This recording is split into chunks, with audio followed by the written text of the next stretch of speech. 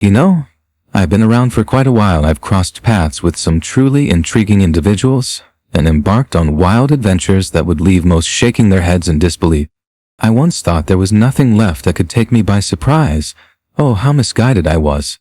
The world is a vast tapestry of stories, science, and phenomena that unravel my understanding, confounding me anew every single day.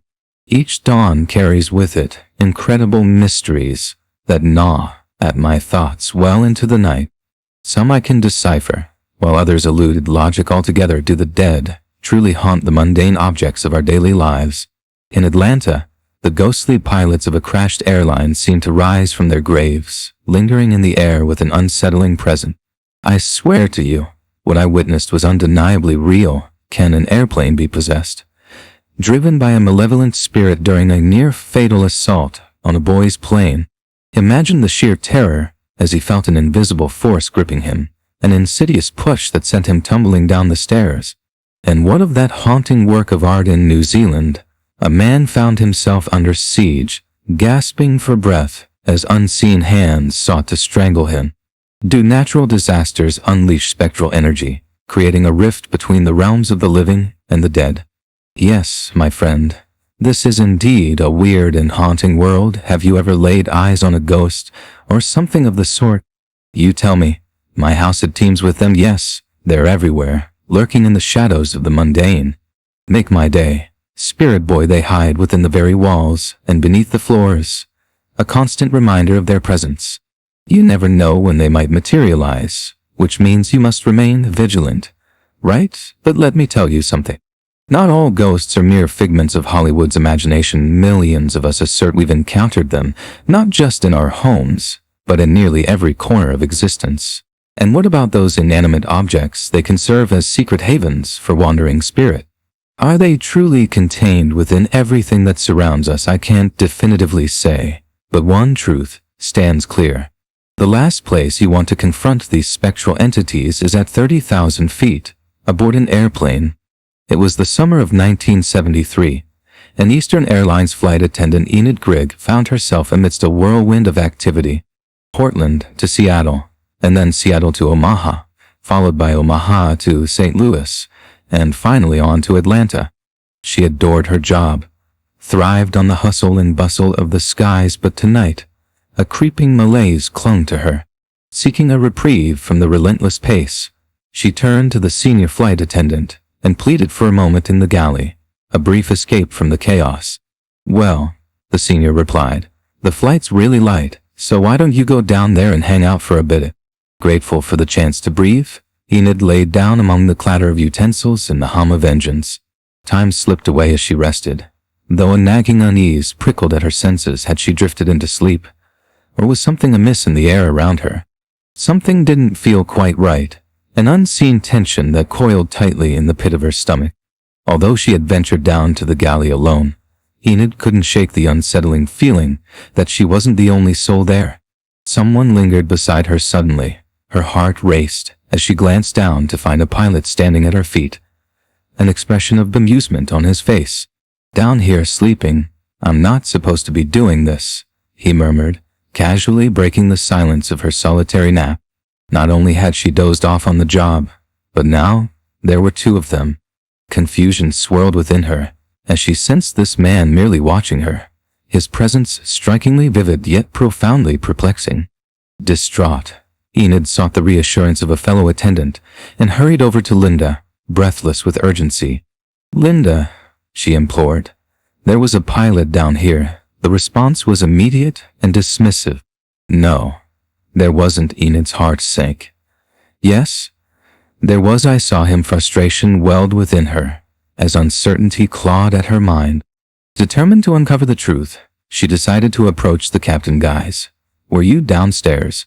She asked, desperation leaking into her voice. They shook their heads, their expressions firm. She knew them well. They wouldn't lie. Enid's pulse quickened as realization began to dawn. So who had she seen in the galley? There were no other pilots on board. The uniform had been immaculate, its bright yellow stripes gleaming in the dim light, as palpable as her own pounding heart. The image lingered in her mind, vivid and undeniable. She hadn't been asleep when she'd witnessed him, yet she could hardly fathom believing in ghosts. Still, she felt an unwavering certainty what she had seen was all too real, and it seemed she wasn't alone in that conviction. Many others had encountered the unfathomable, too. In the time following Enid's spine-chilling encounter, whispers began to ripple through the aviation community, echoing tales of strange apparitions aboard other Eastern Airlines flights. Neil Holland, a seasoned former Eastern Airlines pilot, recounted the unsettling narrative that unfolded among his fellow crew and passengers.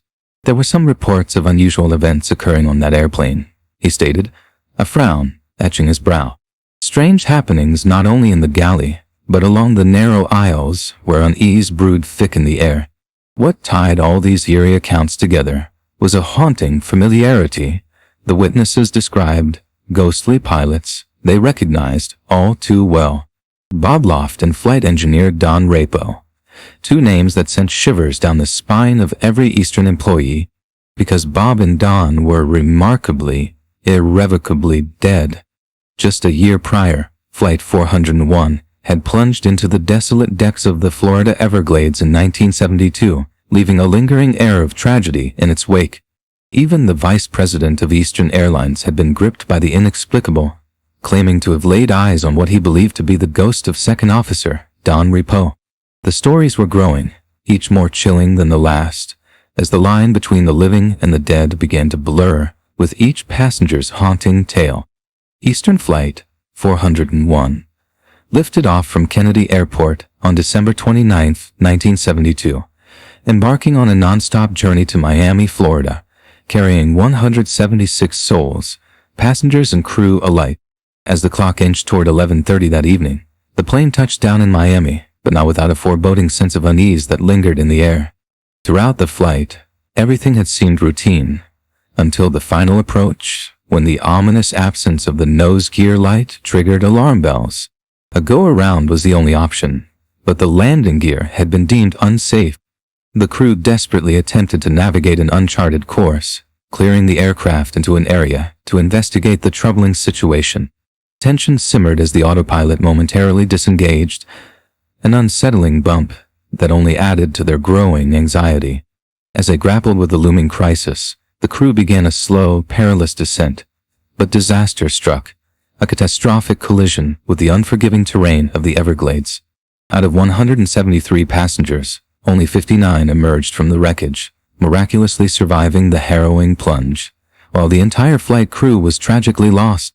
The weight of their absence would echo throughout the lives and hearts of those left behind, forever entwined with the eerie tales of haunting that picked up in the wake of that fateful night. As the summer of '73 wore on, reports of ghostly appearances among Eastern Airlines staff began to multiply like wildfire. Passengers claimed that at random moments, the pilot would inexplicably vanish, leaving a palpable tension hanging in the cabin air. Some of these ghostly sightings were so unnerving that they disrupted routine airline operations entirely.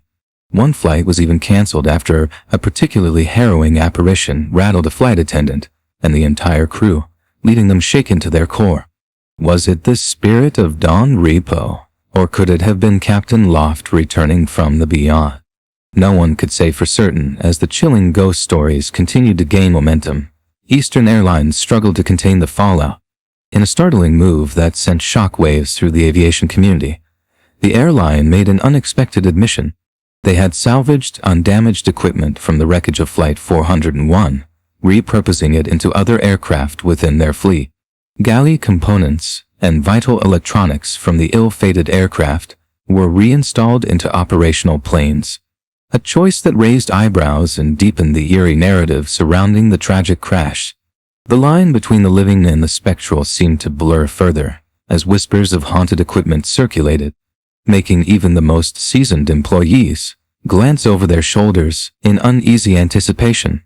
An even more disturbing revelation emerged.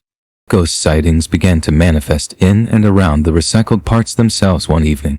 A flight attendant experienced a chilling encounter. She claimed to have seen the ghostly figure of Don Repo peering out from one of the ovens, a sight so jarring that it rattled her composure. The unsettling occurrences sent ripples of fear throughout the airline, and management braced themselves as rumors about the haunted aircraft gained traction. It was clear they were desperate to manage the narrative surrounding the stories, sprouting from these recycled parts. There was surely pressure applied from the upper echelons of management to keep a lid on the tales about the cursed airplane, stifling any whisper of the spectral happenings. While I personally never faced any threats from Eastern's management, the relentless ghost sightings became too much to ignore, forcing Eastern to make a drastic decision. They removed the reclaimed components. From its fleet entirely, passengers began to hesitate, their numbers dwindling, though not entirely disappearing. Reports of eerie encounters persisted, echoing hauntingly through the halls of Eastern Airlines, until the unfortunate demise of the company in 1991. Yet the shadows of those ghostly figures didn't dissipate.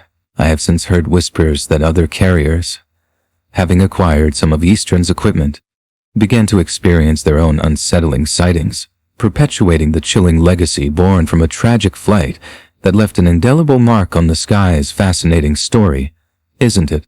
This truly is weird. Could it be that we're haunted by the souls of those involved in catastrophic accidents within other vehicles?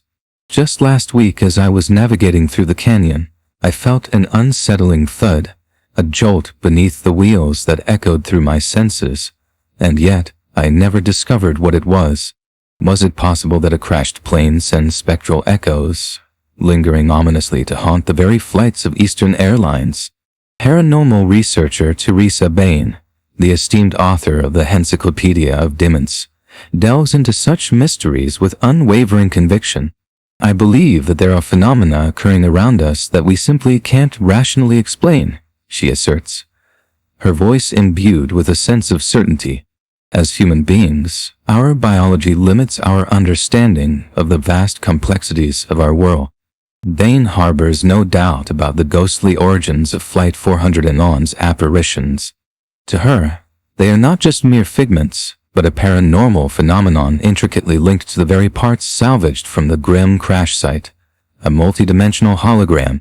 She explains that multidimensional holograms, often what people refer to as ghosts, are manifestations of energy trapped and imprinted upon certain locations or objects, allowing their essence to penetrate the veil between dimensions. It's as if the souls are reaching out, tethered to the very remnants of their former lives, and their presence reverberates through time, intertwining the shock of tragedy with the fabric of our own reality. Bain explains that, unlike traditional ghosts, these types of apparitions are unable to speak or engage with human beings. They didn't utter a single word to Enid in the galley. They exist in a different realm of presence.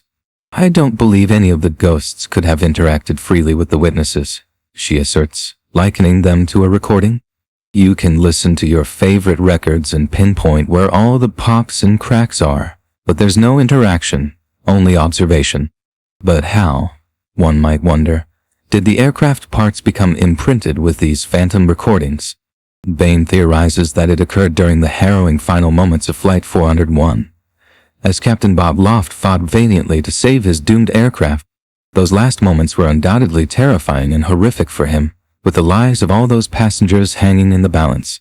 He must have known that he was doing everything in his power to save them. Yet the grim reality loomed. He knew he would not succeed. Bain posits that the captain's psychic energy surged with such intensity in those final breaths that it defied the laws of physics. When he finally perished, it unleashed an explosion of energy so profound that it became imprinted on the objects around him. With such force and magnitude, it's clear in Bain's mind that this energy embedded itself deeply within those salvaged parts, forever intertwining their fate with the echoes of that tragic flight. Could the ghosts of Flight 401, through the lens of residual haunting tragedies, actually imprint images of the dead onto inanimate objects? Or does the answer to this enigma lie hidden within another realm? Altogether, there are indeed patients who seek help, claiming they perceive ghosts lingering in their periphery. Crew members have reported mysterious apparitions while aboard Eastern Airlines flights, describing encounters with the souls of deceased pilots. Yet, Charles Samuels remains skeptical. Personally, I do not believe in ghosts, he asserts firmly.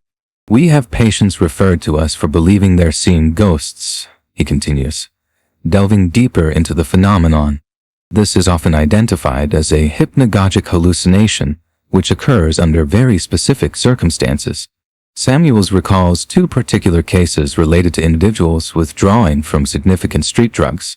Some suggest that flight crews could be experiencing visions, mistaking these instances for ghostly encounters, when, in reality, they are merely hallucinations triggered by psychological factors. The hallucinations, Samuels argues, could be something flight crews experience more acutely than almost any other profession. Those in the airline industry face unique challenges, often exposed to situations where sleep is scarce, leaving them in a state of constant exhaustion.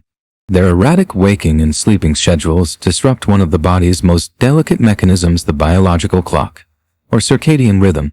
This rhythm governs our daily biological functions and is meticulously controlled by a specific part of the brain, the very core that resets our internal clock each day. Human beings simply must have their clock calibrated consistently to function properly, he emphasizes.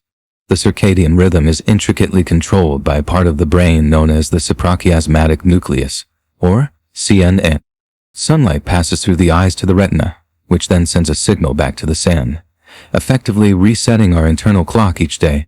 However, when humans find themselves sleep-deprived and unable to recalibrate this biological clock, the brain begins to go haywire, leading individuals into a state where hallucinations can manifest. These boundaries between wakefulness and sleep are not as distinct as we often believe. They intertwine and overlap, creating moments where one might declare, "I saw a ghost," when, in truth, it was simply the brain tapping into the dreamlike state of sleep while still in a waking condition. And if that's the case, why did the sightings suddenly cease? Did the airline remove the salvaged parts that harbored such spectral energy? Ophthalmologist Dr. Andrew Dow concurs that hallucinations lie at the heart of the Flight 401 ghost sightings. "When I first heard the story about the ghosts," he recalls, "I immediately sensed that these individuals were not lying. To them it was undeniably real, yet he believes the cause of these experiences might stem from high-energy radiation originating from outer space, what we know as cosmic rays. Cosmic radiation emanates from the sun through sunspots and solar activity, as well as from distant regions in our galaxy, where supernovas erupt. Dr. Dahl is adamant that this high-energy radiation poses significant hazards for pilots and flight attendants alike. The higher you ascend above the Earth's surface, the more cosmic rays bombard you," he explains. Flight crews soar at altitudes that expose them to levels of cosmic radiation far exceeding that of the average person. Moreover, they often traverse polar routes on flights connecting Asia to North America, or South America to Australia. This is critical because cosmic radiation levels spike dramatically at the poles due to peculiarities in the Earth's magnetic field. DeBall warns that this radiation can wreak havoc on the eyes, resulting in cataracts, conditions where the lens becomes clouded. Alarmingly, flight crews are 3 times more likely to develop cataracts than the general population, which could trigger hallucinations. It could very well be a rare condition known as Charles Bonnet syndrome, a phenomenon where the brain compensates for vision loss by conjuring its own imagery. This condition is named after an 18th century Swiss philosopher, Charles Bonnet, whose grandfather experienced limited vision. With his impaired sight, Bonnet's grandfather would vividly describe a variety of things he perceived: people, faces, fantastical objects, and scenes from the past. We now understand that this syndrome occurs in individuals with significantly diminished vision, leading them to fabricate rich visual experiences, what we refer to as Charles Bonnet syndrome. When we delve deeper into this phenomenon, we uncover that it doesn't solely manifest in those with long-term visual impairments. Research has shown that even when we simply close our eyes or descend into dreams, our brains generate vivid visual imagery. These images may depict beloved figures, long-lost friends, or creations born solely from our imagination, things we've never encountered but cannot help but conjure. Moreover, the brain incessantly produces these images, continuously feeding our consciousness with visual stimuli. While our eyes are open, the signals from our environment drown out the visions crafted by our minds. Yet, in moments of darkness, or when our eyes are shut, The brain's generated images can eclipse what little we perceive with our eyes, filling in gaps or replacing reality altogether. Picture a flight attendant waking in a dimly lit cabin. Their vision slightly blurred, their mind may conjure an apparition, fabricating a ghostly figure that feels hauntingly real.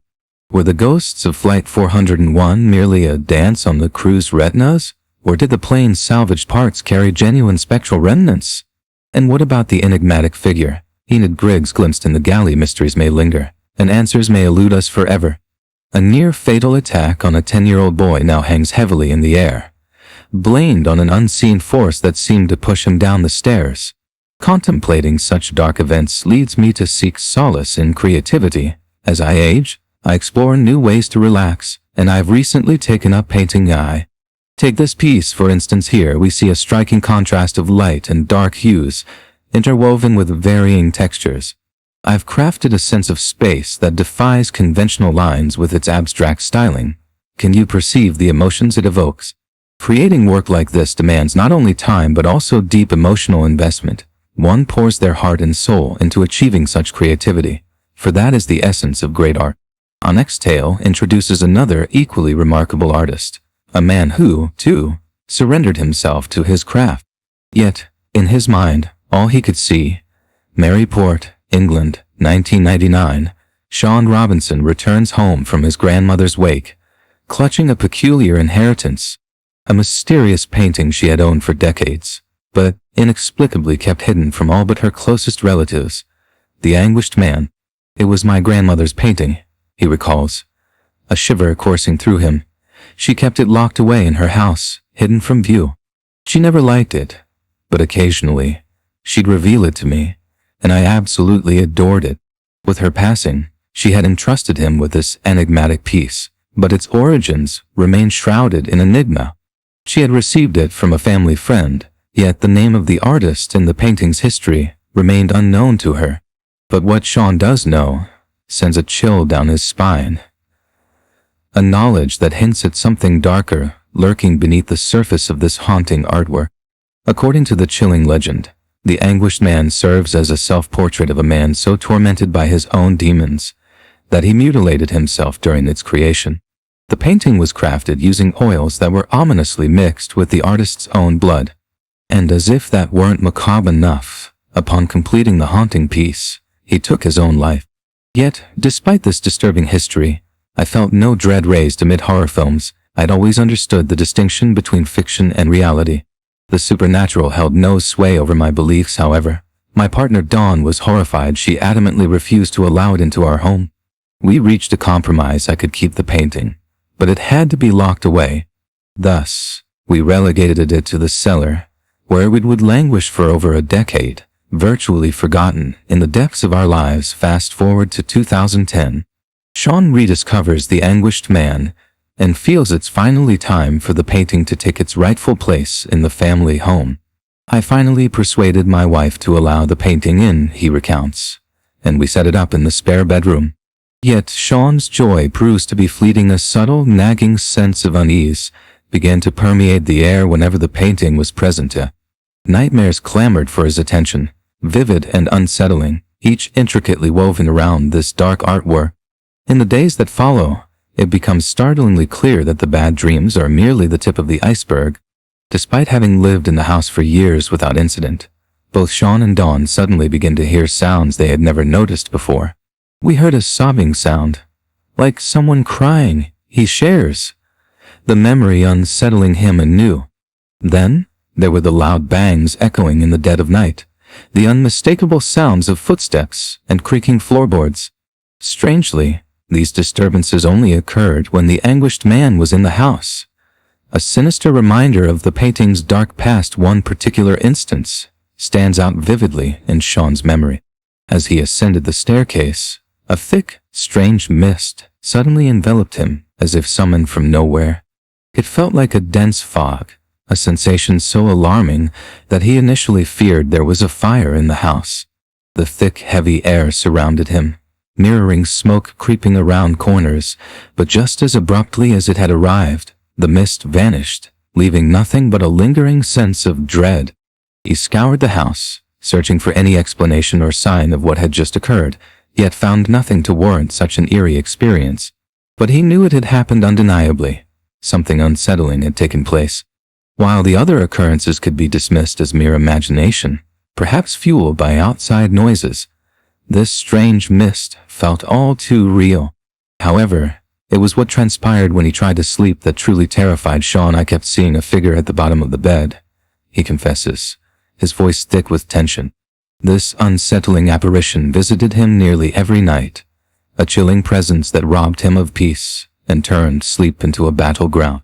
Not only do the strange apparitions persist, but one chilling morning, Dawn awoke believing Sean was slipping in a bed beside her. When she turned to talk to him, however, it wasn't her husband at all. It was someone else entirely. Panic surged through Sean as he raced upstairs to find her in a real state, shaking and crying, the terror etched into her features. The paranormal activity in their home escalates, and Sean begins to connect the dots. We put two and two together, he reveals, and realized these disturbances began the moment we brought the painting into the house. In the swirling chaos of their reality, Sean remains adamant about keeping the anguished man. Yet, as he just steps out of the shower and descends the stairs, an unseen force grips him, an impact pressing firmly against his back. I could feel two hands on my back, he recounts, horror flooding his voice, and before I knew it, I was falling down the stairs. Faced with escalating danger, he resolves to lock the anguished man away for good. It returns to its darkened corner in the cellar. I couldn't risk anyone's safety, he explains, sanity creeping back into his mind. With the painting in the basement, the haunting finally ceases. But Sean's obsession with the anguished man lingers like a haunting melody. He retrieves it once more, this time determined to capture whatever torments his family on video, plunging deeper into the mystery that threatens to unravel everything. I set my video camera up overnight, leaving it running for about 8 hours, a silent witness to the impending chaos. Over the following 3 nights, Sean's camera captures a series of remarkable and unsettling events. First, there are the inexplicable sounds, a door seemingly closing on its own, a ghostly figure flitting in and out of view. This is the evidence I need, Sean insists, his voice heavy with both conviction and fear. Someone or something is at play here, and there's no logical explanation to be found. The painting was positioned at such an angle that it shouldn't have fallen at all, he adds, frustration evident. Many remain skeptical, and rightly so. After all, I was a skeptic myself, and, even now, doubt lingers in the back of my mind. But the footage is there for all to see. It wasn't faked. While there could be a perfectly reasonable explanation for these occurrences, it's a mystery I have yet to unravel. Despite everything that has transpired, Sean still owns the anguished man. I want to keep it. I'd love to have it, he admits, his voice betraying an inner conflict. But after the incident with my son, I no longer feel comfortable having it in the house, just in case I don't want to put anyone in danger. His resolve falters, the weight of uncertainty pressing heavily upon him. Is the ghost of a tortured soul imprisoned within the canvas of the anguished man, residing in Sean Robinson's cellar? Barry Guy, a seasoned paranormal investigator, believes the Robinson family is entangled in a particularly rare and dangerous form of ghostly visitation. Intelligent hauntings, he explains, his tone grave, are where spirits can actively interact with the living.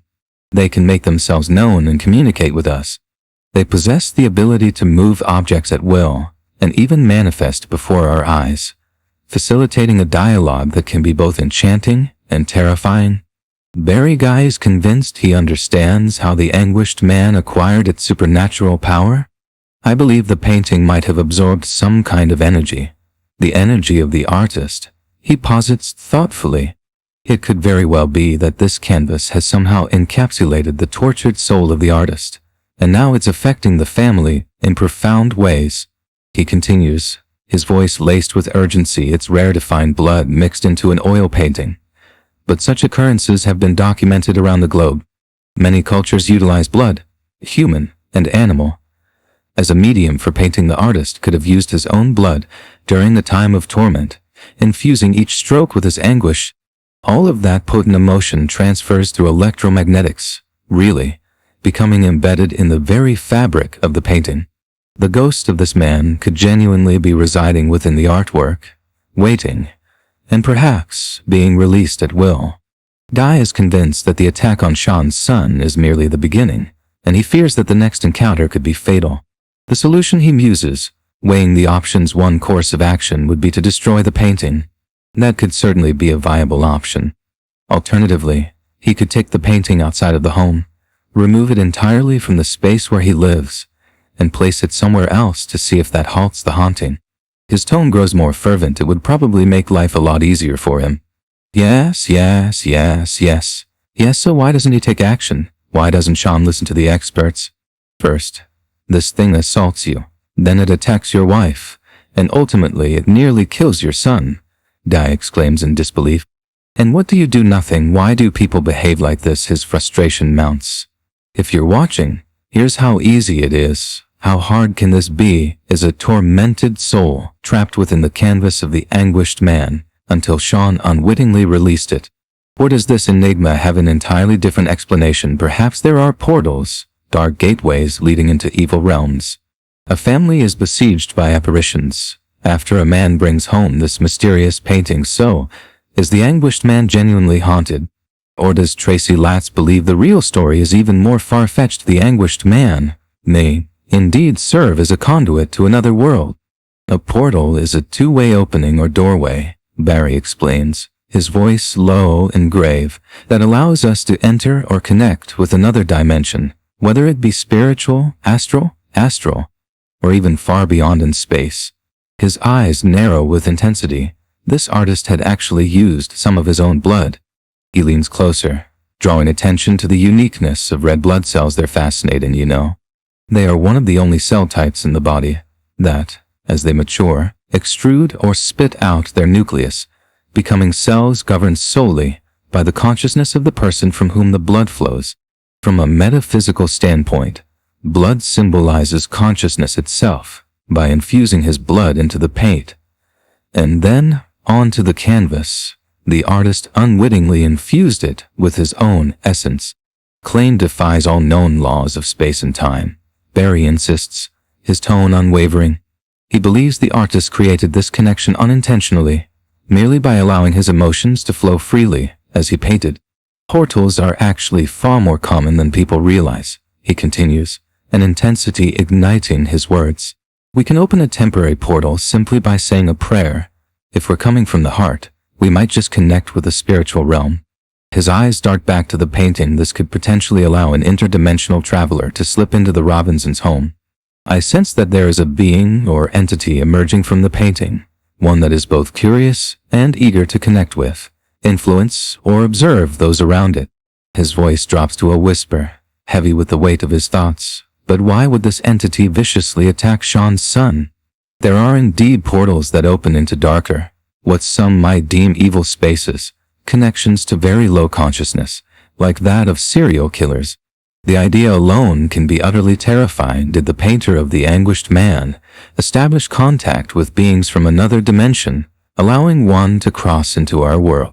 Not everyone is convinced of this unsettling possibility. Paranormal investigator Mike St. Clair, who specializes in debunking phony haunting videos, has seen hundreds of them. When I look at most of these videos, they're just jokes to me. He scoffs, his skepticism palpable. I mean, they're so easily debunkable, it's simple to pick them apart because people keep using the same tire trucks. They're not doing anything new. St. Clair elaborates, his tone serious. There are numerous gimmicks that amateur filmmakers employ to fabricate ghostly effects. You can use strings to pull objects and mask them with editing. One of the easiest methods to fake a paranormal video is to rely on a static shot.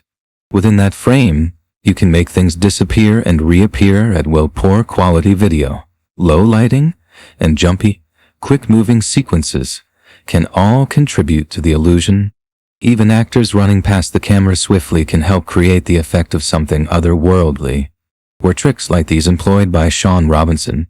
Everything captured in those videos is easily replicable, and there's no logical reason anyone in their right mind should believe that true paranormal activity is occurring around this painting. Was the video simply a hoax? And if that's the case, how did Sean pull it off?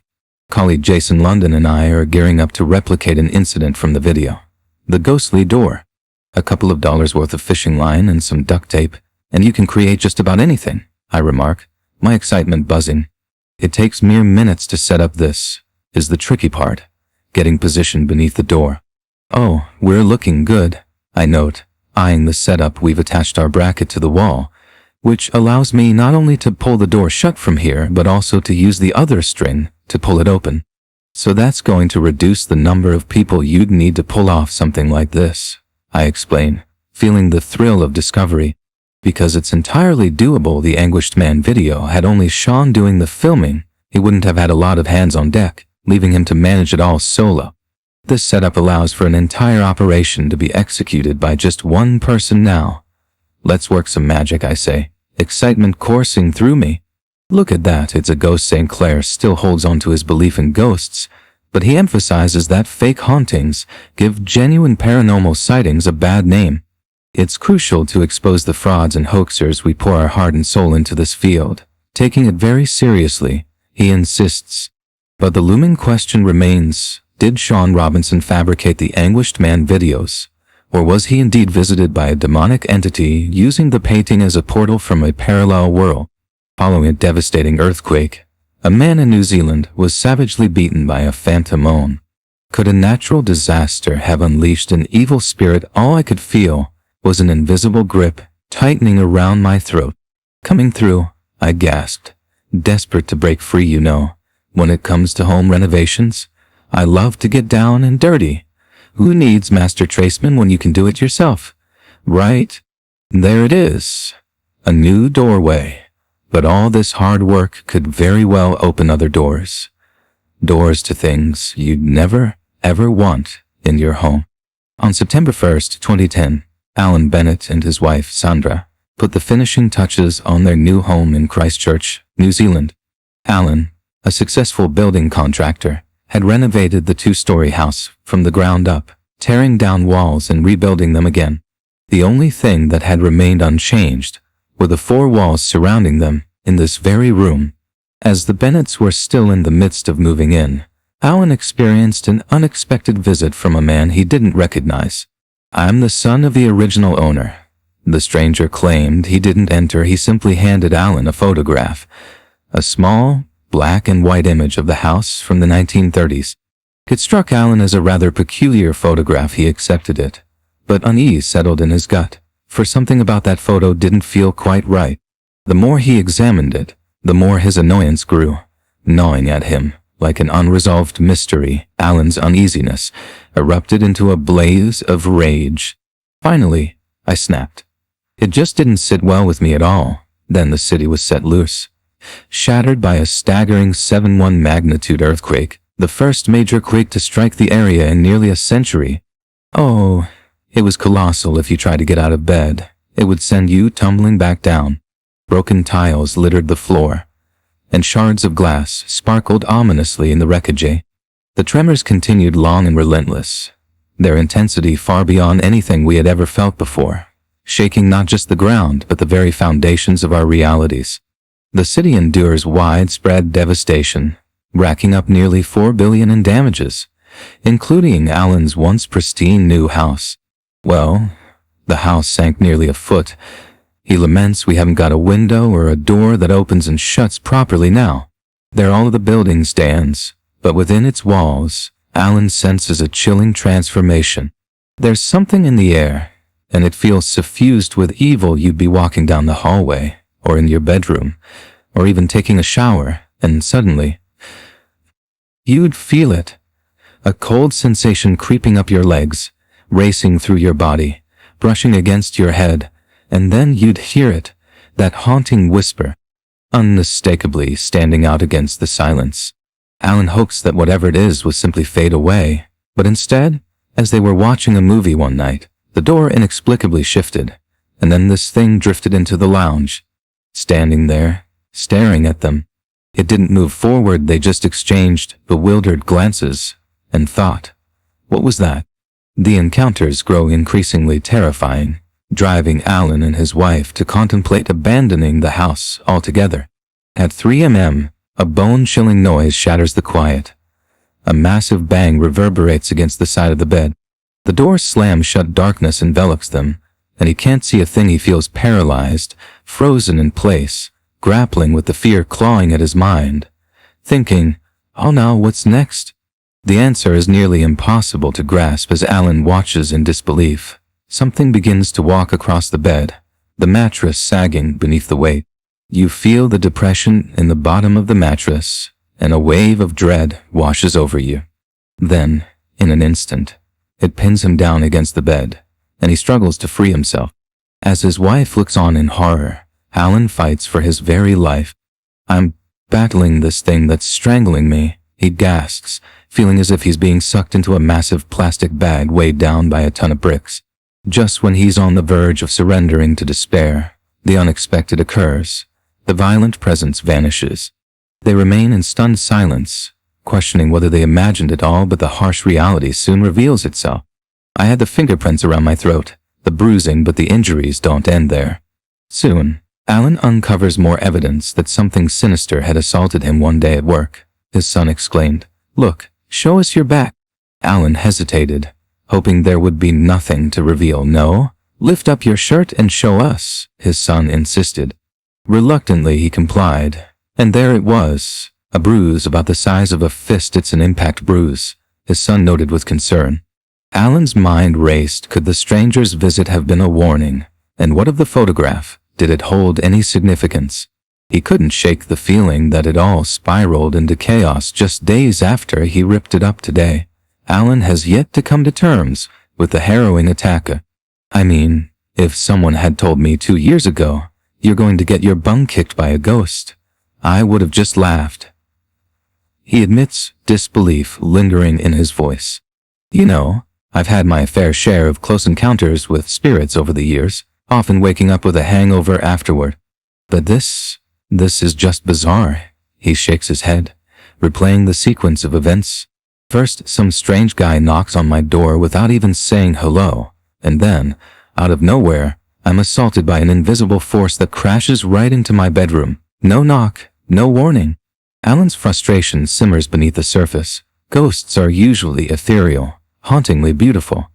But this one came from the school of hard knocks. Alan Bennett had been assaulted by a ghost. But the questions surged. Why was he targeted after the earthquake? Can spirits truly inflict physical injuries? Alan was grappling with something far more sinister, a demonic entity. A man, savagely beaten in a sanctuary of his own bed by an invisible assailant. But what had launched such a brutal attack against him? Christchurch paranormal investigator Anton Herrick was brought in by the Bennett family to delve into the enigma. I had never encountered a case where a physical assault had occurred, leaving extensive marks in the area of the damage, especially with a witness standing beside the victim who also couldn't explain what transpired. He noted, the weight of the situation heavy in his voice. It was a first of its kind, and it stood out starkly, underscored by Alan's palpable fear for his safety. Herrick's investigation led him to a compelling theory. Beyond the physical damage inflicted upon the city, he suspected that malicious spirits were lurking in the shadows, their presence underscored by a dramatic rise in reports of paranormal activity. The reports to our website, my emails, and even phone calls began to surge massively after the earthquake, he recounted. The exhilaration of the findings tinged with urgency. We simply couldn't keep up with the onslaught of incidents unfolding. Eric is convinced that one of these spirits lay dormant within Alan Bennett's house, only to be violently awakened by his renovation work. Renovations are notorious for igniting all kinds of paranormal activity, he explained. Initially, it seemed weak, occurrences marked by long gaps in between, but with each passing year, it escalated until the earthquake struck. Alan was now grappling with a demonic entity. It may have been tied to his house, which he had already destroyed and completely rebuilt, yet the remnants of its dark past lingered, haunting every corner. Earthquakes unleash immense energies that people often overlook, yet they bear a striking resemblance to those released during a haunting. Did the Christchurch earthquake inadvertently unleash a ghost that targeted Alan Bennett? Had seismic activity forged a collision between the spirit and human worlds? Psychologist Anna Baranovsky supports the notion that the earthquake is indeed to blame for Alan's bizarre encounters, having released ghosts that lingered in the aftermath. She suggests that Alan may be grappling with a condition often seen in those exposed to extreme violence, much like soldiers in combat. Whenever we are confronted with such significant events, it can undoubtedly lead to PTSD if we experience horror, terror, and the palpable threat of losing our lives or suffering serious injury. She explains, a grave tone in her voice. The DSM, or Diagnostic Statistical Manual, serves as a critical reference, a sort of Bible for psychiatrists and psychologists navigating the complex terrain of diagnoses. Interestingly, PTSD was only first included in the DSM in 1980, making it a relatively new term in the field. When I began my work, PTSD was still an emergent concept in terms of treatment. Anna noted thoughtfully. People were just beginning to develop their interventions and assessment protocols specifically aimed at aiding trauma survivors, and it marked a turning point in how we understood and addressed the psychological aftermath. Historically known as shell shock during World War I, PTSD has long stood as the most prevalent psychiatric challenge confronting soldiers. However, it has only been treated as a significant health issue since the Vietnam War, largely due to its potential to persist for decades. I do extensive work with military personnel, Anna explained, her eyes reflecting the weight of her experiences. Some individuals might have endured their trauma 20 years ago, and yet I'm only seeing them for the very first time now. Dr. Baranowski suggests that Alan's ghostly visions might very well stem from one of PTSD's telling symptoms.